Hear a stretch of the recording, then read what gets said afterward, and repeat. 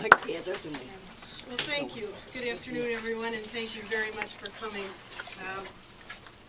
It's truly great that we can be here this afternoon.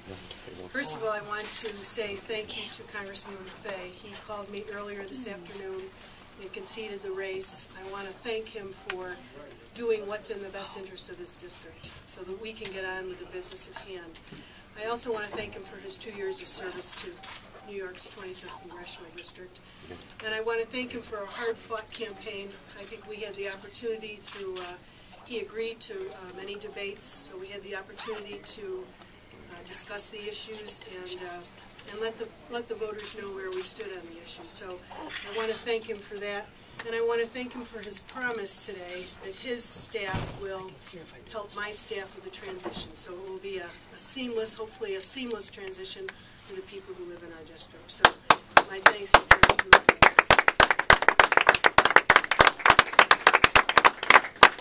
Next, I want to thank the electorate for their patience. If you can believe it, 3 weeks ago was November 2nd, and it was election day. And for the last 3 weeks, the electorate have labored through all of the details and the nitty-gritty of deciding this race. So to them I say thank you. I also want to thank the boards of elections, the commissioners for the board of elections. The commissioners had a big burden placed on them when the election was not final on the 2nd of November, particularly Onondaga County because it is the bulk of the district.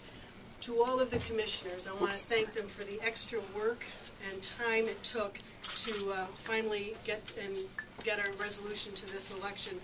I appreciate their efforts. I appreciate how hard they work and all of their staff. So I want to make sure they understand and appreciate, or they understand how much I appreciate what they did.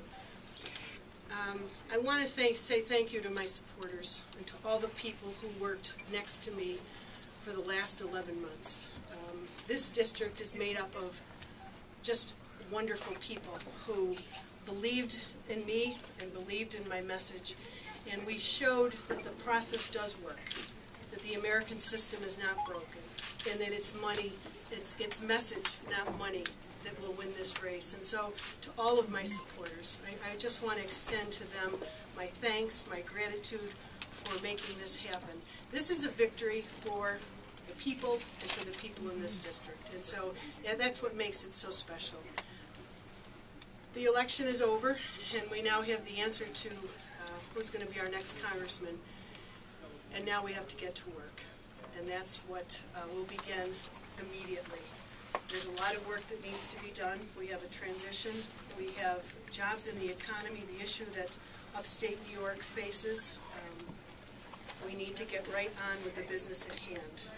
And I want to say to all the people in the 25th Congressional District, I pledge to you that you will have an open door, that I will represent you to the very best of my abilities, and that you will have a congressman who will listen to you and take your issues and your needs to Washington. So I want to thank all of you for coming today, and thank you, my supporters, the Board of Elections, and Congressman Fay for helping to end the question of who's going to be the next congressman, and for allowing me to get on with the business at hand here in the 25th Congressional District. So thank you all very much.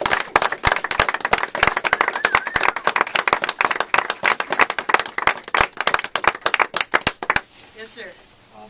Anne-Marie, you're coming off a victory by 567 votes out of close to 250,000 ballots cast. How much do you need in order to represent those who voted for Mr. Buffet?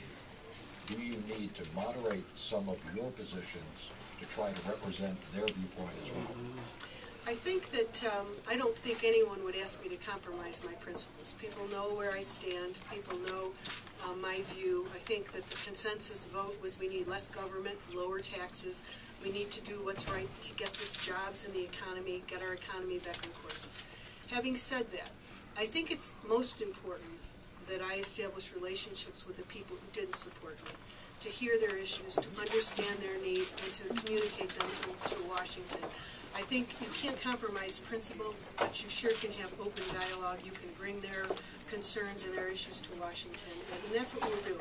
And just because someone didn't support me, I think that there is common grounds. I think there certainly is areas where we can make some compromises and reach agreements and do what's best for this district overall. But I look forward to the opportunity of talking with people who didn't support me, and we will be we'll be aggressive and we'll work hard to get their support and to let them know that you will have a congressman who will listen and who will be accessible. Thanks, Bill. Anne Marie, what is one of those things that you're going to be doing in order to clear people's perspective? We have a list already of all of the folks and organizations and businesses and hospitals in the community, Syracuse University, Lemoyne College, that I need to reach out to and talk to their leadership and let them know of my availability, of my willingness to sit down and to talk with them and to hear their issues and concerns. And we'll do that on a regular basis. We also are planning to have advisory committees to represent the veterans and the military, the healthcare community, and various other small businesses. We need to work hard with our small businesses so we can give them what they need to be successful. So we're going to do a lot of groups, set up small groups, and have where we can talk and hear their issues and hear from them firsthand. Who was the first person you called after Dan conceded today, and who have you talked to in the last couple of hours? I've talked to, I think George was the first person I called. I called my brother Tom, called many of the supporters early on. For those of you who watched our campaign, we came from nowhere, and we worked hard, and we put together, one by one, a coalition of people who believed in me, believed in the message, and believed that we could get this job done. And so all of those people are part of this victory, and I think that's the most important message. This campaign and the way we won it, the hard work, the grassroots, the commitment, it's a success. It's a victory not just for me, but for all of our supporters and the people of the 25th Congressional District. So, Anne Marie, one of the untold stories of the election in the 25th was Monroe County, where if you look at the vote in Onondaga, Cayuga, and Wayne, it pretty much followed its normal pattern, but you really broke the pattern in Monroe County. Is that through this extra campaigning there? Did you have extra volunteers there? How did that turn? it was a combination. I met a woman going through the nomination process, and she just got on board. Her name was Deb Esley. She, to this day, is one of my best workers and campaigners from the town of Irondequoit. She put together an event, and at that event in Irondequoit, we then met some people from the town of Webster. And it began that morning with 3 men from the town of Webster who wanted to get involved. They grew an army of people. They accomplished, as you said, they were the difference in this race. Door to door, grassroots. They had me over there for town hall meetings. They put on town hall meetings where 250 people showed up one night in the town of Webster. And it was grassroots, it was relation building, and that really was the difference. We knew Wayne County would be strong, although we did a little bit better in Wayne County than had been done in the past. But Monroe County was the difference, and it was grassroots. It was just door-to-door, literature drops, all sorts of events. And by the time we finished this campaign 3 weeks ago, they had probably a band of 60 to 70 people just in the town of Webster. I mean, it was remarkable. It is one of the, there's so many wonderful stories involved with this campaign, but that's one of the best because of what people can do. Not money, but what people can do. And that's the victory here. That the American people do matter. That one vote, you see how close this election was? One vote matters. An absentee ballot matters. It's so important for people to be involved and be engaged because this election really showed how important that really is. And what's going to be your first priority in all this? Well, I think we need to, there are several things that are outstanding right now, that whether or not they're going to extend the tax cuts. A lot of things are on the table. When I was in Washington last week, we voted on the leadership for the Republican Party.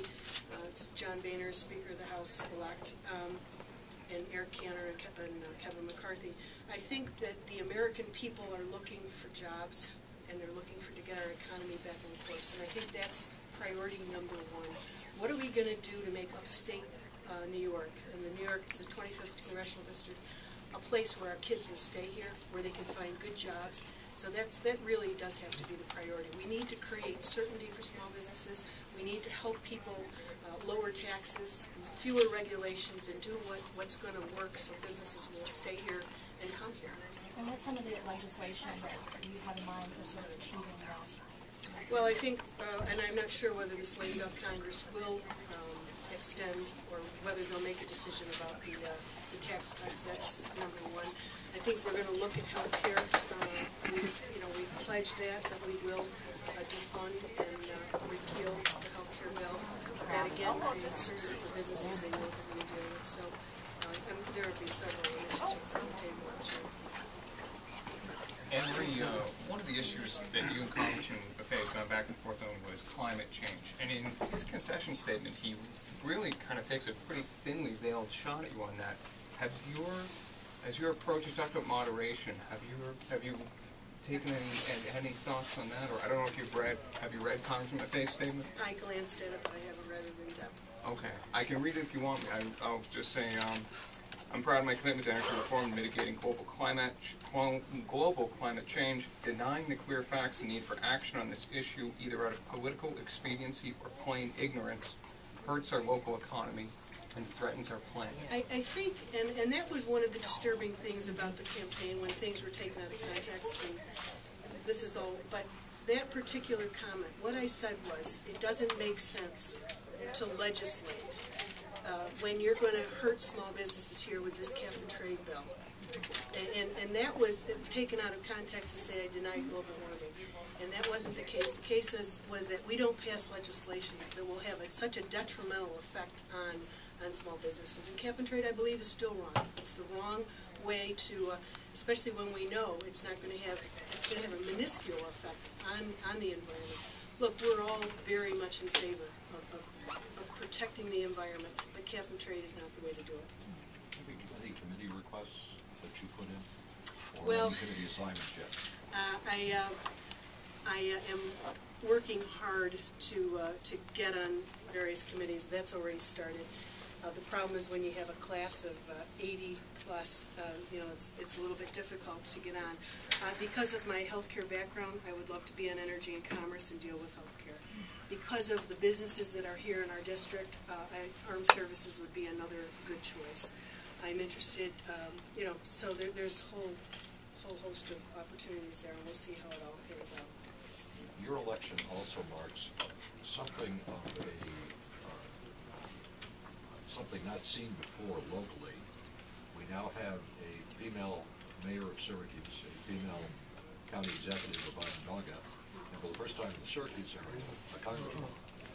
I'm just wondering whether you have any comment on that. It's exciting. It's exciting to have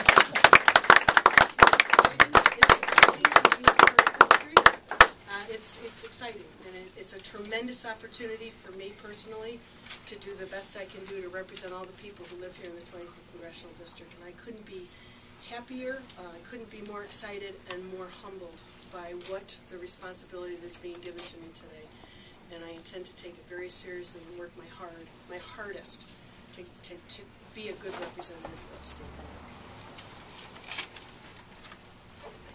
Anybody else? Thank you all very much. I want to thank the media. You've been terrific throughout the course of this campaign. I know it's difficult to, and our campaign at times was a little bit contentious. I think that you all were fair. You all did a wonderful job in covering, whether it was the debates or covering our press conferences, and I want to thank you all. I look forward to having a good working relationship with all of you. You'll always have access to me, and I'll look forward to letting you know what's going on in our office. So thank you all very much. Everyone have a nice Thanksgiving, a happy Thanksgiving. I know we will. We have a lot to be thankful for. Thank you so much.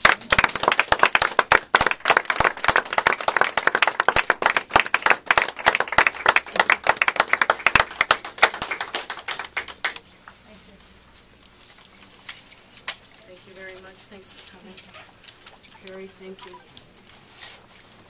Thank you. Thank you very much. Thank you. Thank you. Thanks for coming. Sure. Thank you. Thanks. Thank you very much. I'll let the cameras get out of the way, and then I can say thank you to the people behind who made this possible.